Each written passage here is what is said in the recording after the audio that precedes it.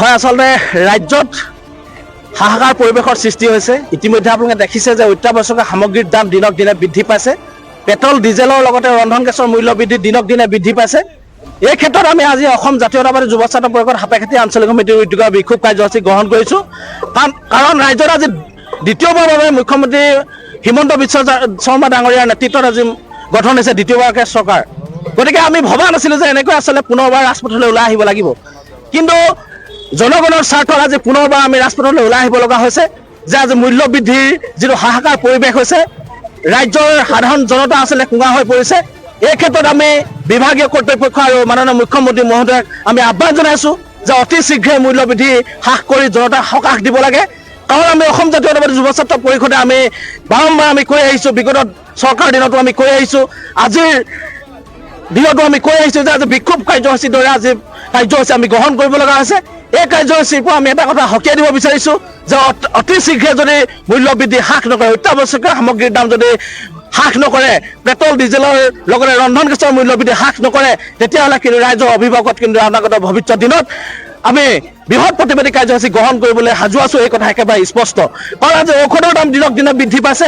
আজি ডিব্ৰুগড় মেডিকেল কলেজত যেতিয়া আমি যাওঁ, আজি যিটো পৰিৱেশৰ সৃষ্টি হৈছে, আমি যোৱাকালি তাতে উপস্থিত আছোঁ, যিটো আচলতে পৰিৱেশৰ সৃষ্টি হৈছে, এই পৰিৱেশটো দেখি আচলতে নিজকে দুখ লাগিছে। গতিকে ৰাজ্যত এখন চৰকাৰ আছে, আজি ডাবল ইঞ্জিন চৰকাৰ থকাৰ পাছতো আজি জনগণে আচলতে এনেকৈ জীয়াতু ভুগিব লগা আছে। এয়া আচলতে অতি দুৰ্ভাগ্যজনক, ৰাজ্যৰ বাসীৰ কাৰণে আচলতে দুৰ্ভাগ্যজনক।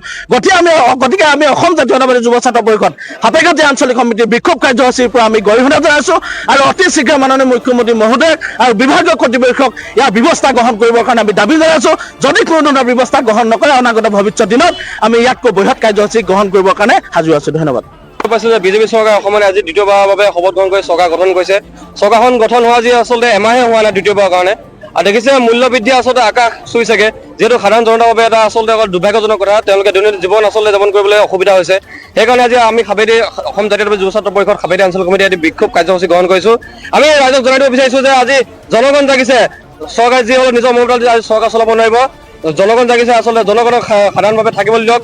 তেওঁলোকৰ আচলতে যি সংকটত এৰি দিছে সাধাৰণ জনতা, মূল্য বৃদ্ধিৰ দৰে যি সংকটত এৰি দিছে, যেতিয়া অত্যাৱশ্যক সামগ্ৰীৰ দাম বাঢ়িছে, আজি ৰন্ধন গেছৰ দাম বাঢ়িছে, পেট্ৰল ডিজেলৰ আজি দাম বাঢ়িছে।